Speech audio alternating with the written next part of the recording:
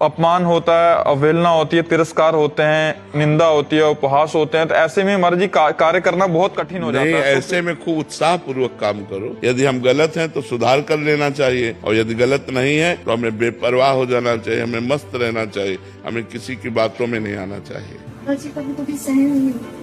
नाम जप करो तो इससे सहनशीलता बढ़ेगी। कि कब तक सहन करें, कब तक सहन? हमें बराबर जीवन भर सहन करना पड़ेगा। जो सहन कर गया वही महात्मा, जो टूट गया वही संसारी। क्या परिस्थिति परिवर्तित करने के लिए श्री जी से ठाकुर? परिस्थिति परिवर्तित करने के लिए नहीं, परिस्थिति में हृदय को परिपक्व करने के लिए भगवान ने बनाया है। परिस्थिति भगवान ने दिया है हमारे हृदय को परिपक्व करने के लिए। हम परिस्थिति परिवर्तन की मांग ना करें, हम उस परिस्थिति में डटकर लड़ने की क्षमता प्राप्त करें। हम कहाँ भाग के जाएंगे, जहाँ जाएंगे वहाँ माया है। जिस परिस्थिति में भगवान ने मुझे रखा है, बहुत सोच समझ के रखा है, और भगवान के द्वारा किए हुए विधान रूपी परिस्थिति में हमको बलवान बनना है, कमजोर नहीं बनना, हमको सहनशील बनना है।